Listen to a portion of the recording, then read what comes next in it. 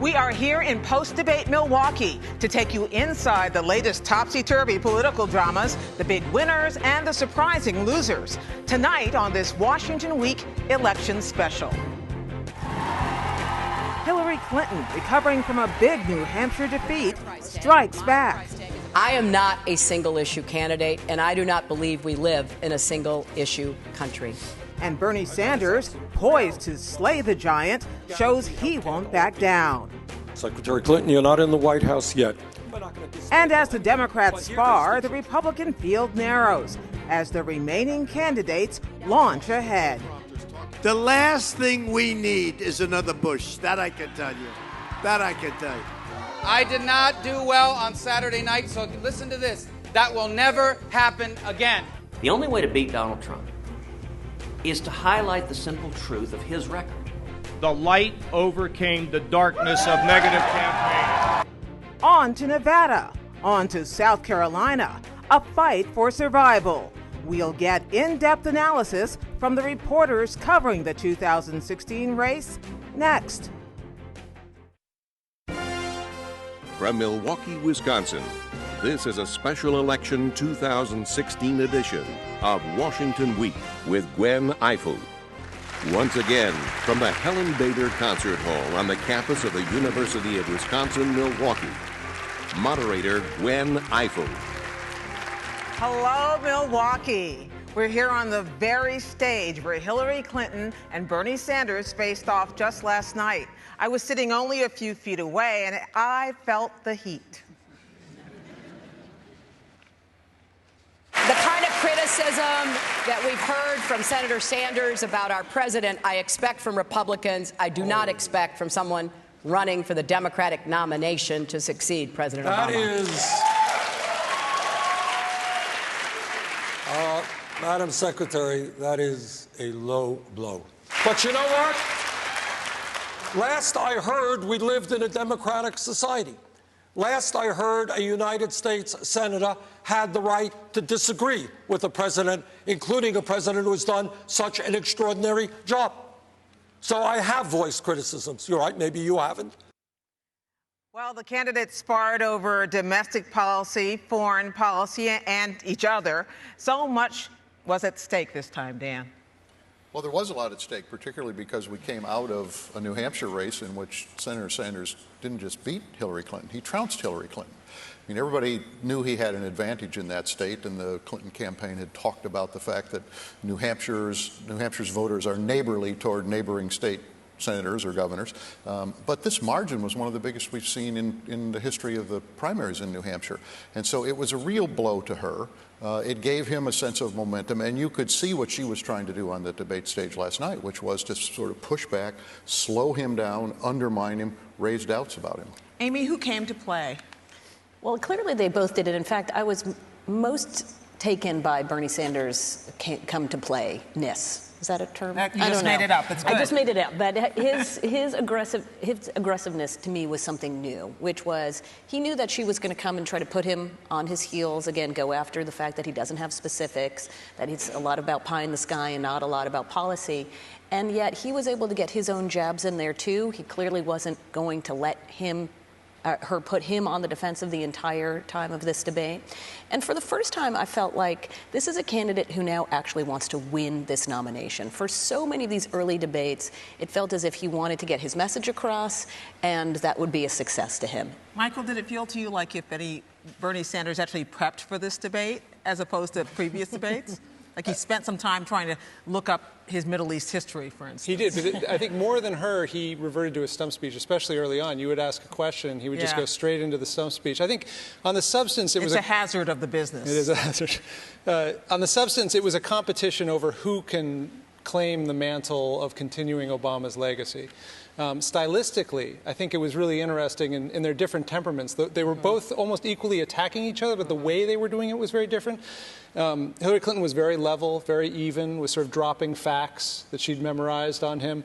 And from some of the clips we just showed, Bernie Sanders was sort of responding with sarcasm and condescension. And I think it really will be interesting to see how that plays out going forward. He is someone who's always been on the outside, hurling rocks in. Right. And as he becomes more and more a credible candidate to win the nomination to become the president, he's going to have to figure out whether he needs to shift that style. I don't know whether the American public will respond to that in their the Democratic presidential candidate or not, but it's definitely a departure from what we're used to. I was thinking, Jeff, that it was very interesting to watch the kind of change. People, leading up to the debate, a lot of reporting was she's coming in, she's going to attack him on gun control. In fact, the Clinton campaign had telegraphed that they were coming in with their fists up. But it wasn't quite the way it played out. It wasn't, and I think that's because the week before in New Hampshire, that clearly didn't serve her very well. I mean, she was boiling pretty hot in the New Hampshire debate. Both of them were.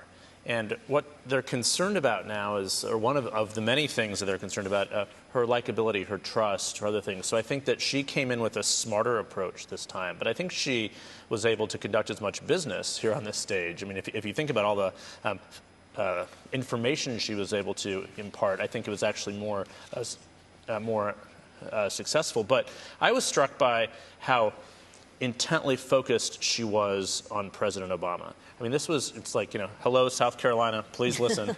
I hope you're paying attention. And boy, that has changed since the end of last summer, early on. She did not intend to sort of begin this nominating fight hugging the president so intently.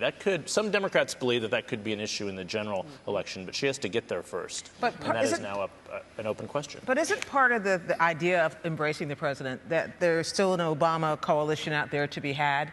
The way he was able to win South Carolina, the way he was able to win Nevada, the way he was able to push her away after she surprisingly won New Hampshire, means that she could duplicate that. But I'm not sure, does it work? Well, I think that the issue for her is that the Obama coalition She won Iowa, he won New Hampshire. I got him backwards. Right. Go ahead. Yeah, in 2008. The Obama coalition that was so successful in 2008 and 2012 was a combination of energized young voters and energized minority voters. And right now, Bernie Sanders has the energized young voters. So as she looks at how she wins this nomination, she has to have strong support in the African American community and in the Latino community. And I think the embrace of President Obama, and interestingly enough, at the end of that debate, she inserted that. It wasn't as though you had invited her to make that argument. She wanted me to ask it. She wanted that issue out on the table, and we know why. I think there's something else about just the Democratic Party DNA here. Democrats like troublemakers. They don't like going with the establishment person who lost last time, and Hillary's trying to upset that. And so she has to make the case that she can claim some of that energy, and she's doing it with a sort of complicated two-step argument here. She's saying, President Obama is the change we still want. I am that change. Bernie Sanders is something different. Whereas Bernie is saying, I'm basically the exciting, fun guy like you had in 2008. So they're both making claims there. But if she just runs as, the person who is going to be passed the crown, I think the real reticence among Democrats. It's just not in their nature to go with that kind of candidate. And that's what's interesting, too, about this, because I came into this primary thinking that Bernie Sanders was going to fill the role as so many of these insurgent rock throwers, and where Obama started off, which was doing very well among white liberal voters, highly educated. That was a coalition that Obama had at the very beginning, and then, of course, expanded it to younger people and minorities.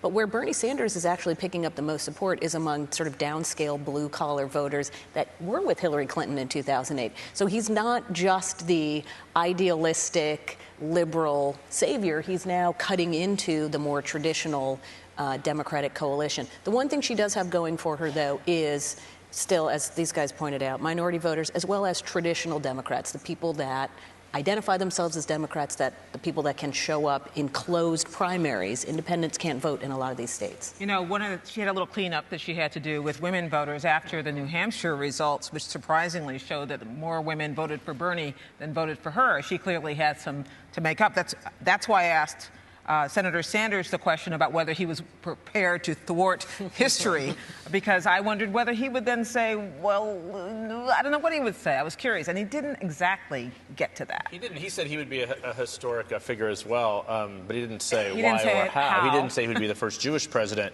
but he did say he would be an outsider who, sort of an improbable rise here. But I think your point on women voters is so important. Talk about the Obama coalition. I mean, I was struck by so many New Hampshire voters I ran into who said, I supported her in 2008 from the beginning. I started doing it this time, but in the summer or so, I decided that, maybe Bernie Sanders can win. And that's what the Sanders campaign is really hoping for. And that's what they were hoping that the audience last night, there were some people out there who may have some lingering doubts about her. Will they give him a second look? So I think, the people are viewing him in a different light now, and she's going to be trying to shine more scrutiny on him, of course, and that's what we don't know if he'll be able to stand up to that. We know she can. She's been through everything and back. We don't know if he'll be able to yet. And she's the first to tell you that. Right, exactly. One of the things I found interesting, when Judy and I and our team were trying to develop questions on foreign policy, part of the challenge was not putting him in a position where he was automatically going to look bad, because that's one of her goals, which is to make him look inexperienced. So we worked really hard to try to give him an opportunity to do that, and we were rewarded with a trip through Middle Eastern history, I believe, which there was some debate prep that went on with that. But did he win, or did he balance out? What he's been saying is it's not about experience, it's about judgment. Did he manage to balance that out last night? I think what I was struck by was Hillary Clinton has an advantage, as you say, on this issue, and she should be able to parlay that as into he said success. last night, she was 4 years as Secretary of State. That's right. Of course, right. But when that you was my listen Bernie, to by her, the way. that was very bad. That was pretty good. Yeah.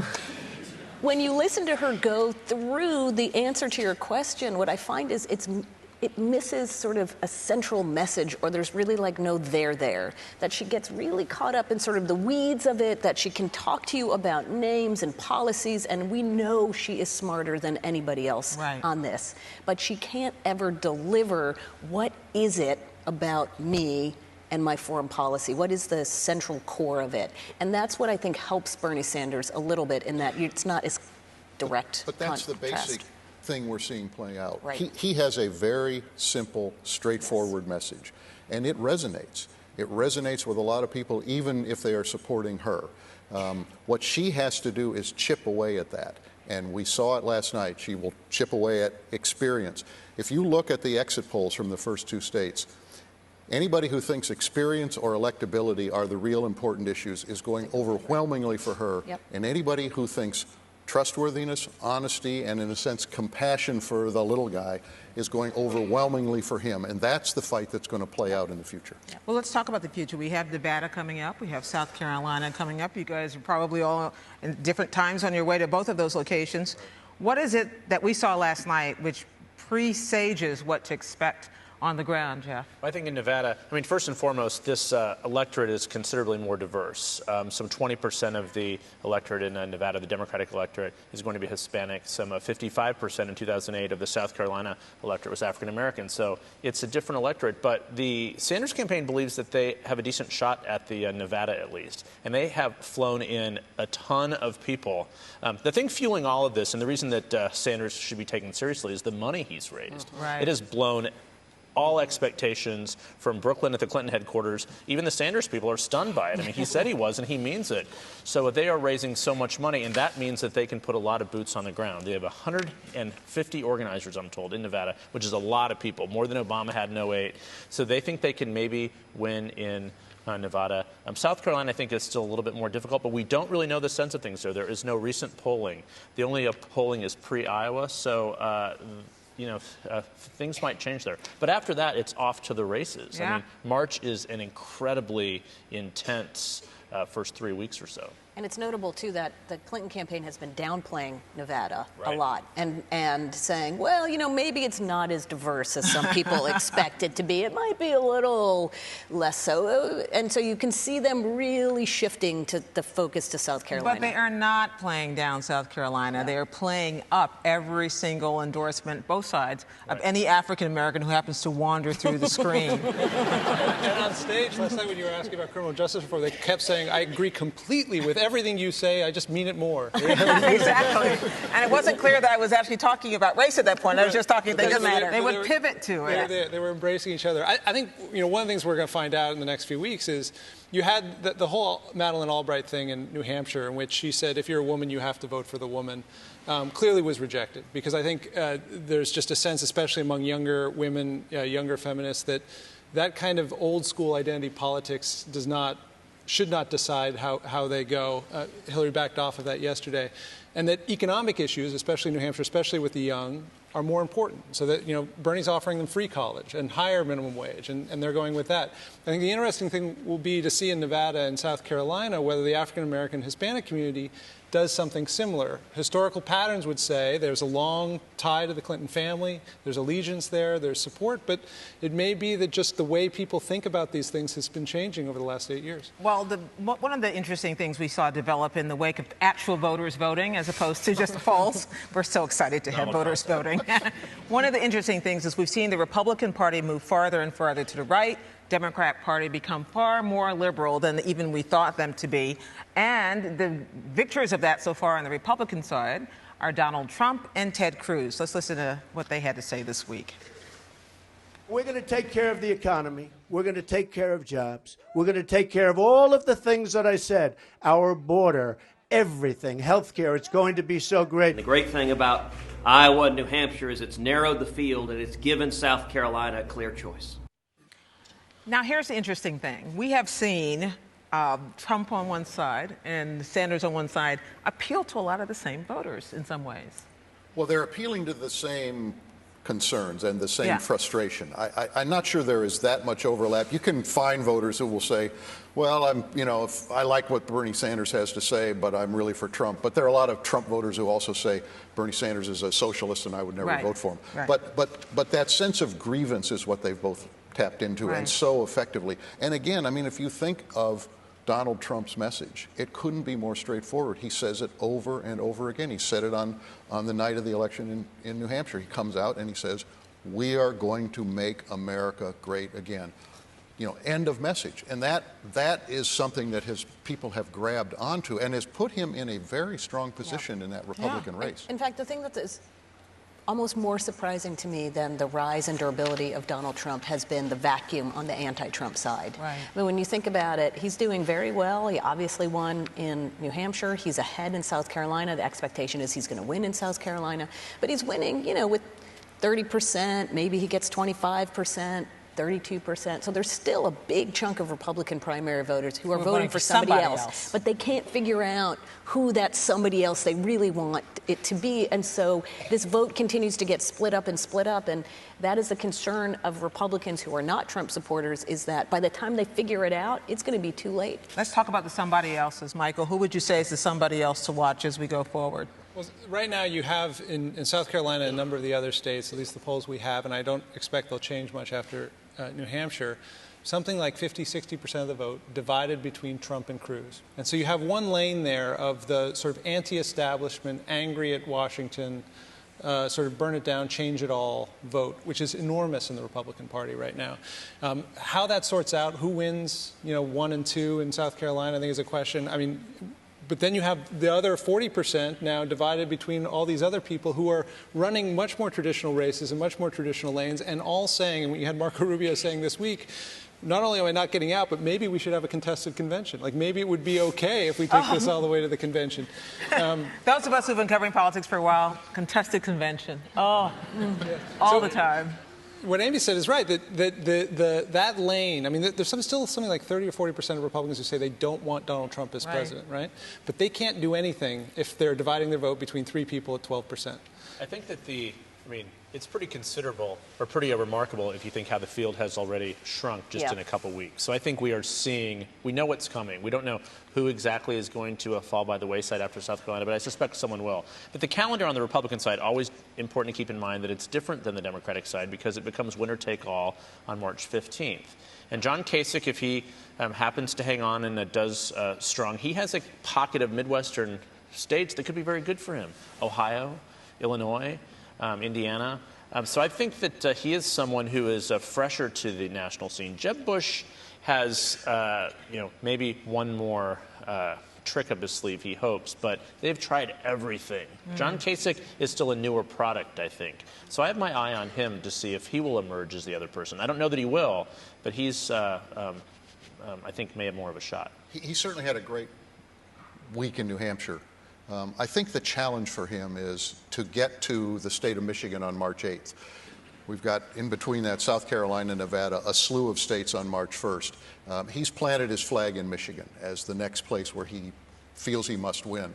But that's a lot of losses to absorb in the meantime. So the question is whether he can hang on, or whether Marco Rubio can rehabilitate himself after that terrible debate last week, or whether Jeb Bush actually has life at this point. Was anybody as surprised as I was that Chris Christie, gave a big punch to Marco Rubio, and the only person who fell was Chris Christie? Right. Wouldn't it be funny that Chris Christie's legacy is electing Donald Trump as the nominee? I mean, you had a path coming out of New Hampshire where if Rubio had done very well, right, had come in second there, Bush and Kasich would have either been on their way out or out of the race at this point. He would have had a real hold at of that establishment vote.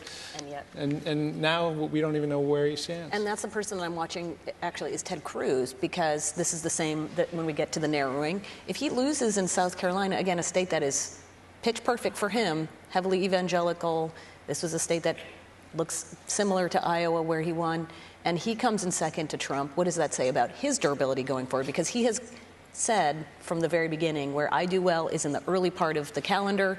I'm going to go from South Carolina to these March 1st states, which are Southern evangelical. But if he no longer looks like the front runner in that category, that's going to be difficult for him. I do love how people are changing their interpretation of the calendar from contest to contest, depending on where they end up.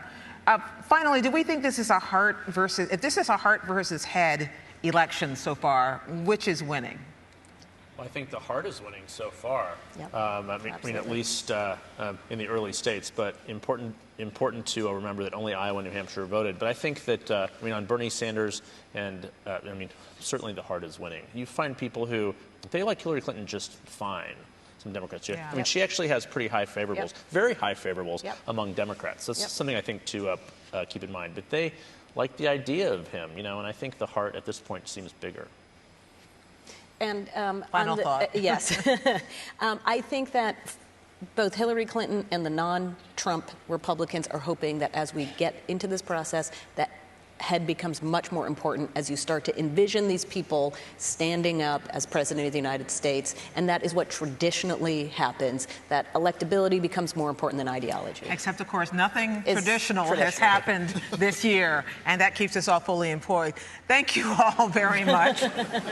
Thank you to our hosts here at the University of Wisconsin-Milwaukee and to our public television partners at Milwaukee Public Television. We'll turn to our audience here for their questions and our answers on the Washington Week Extra Wisconsin edition. You can find that later tonight and all week long online and on many PBS stations. Check your local listings. And we'll see you again back in our regular digs next week on Washington Week. Good night. I kind of like these.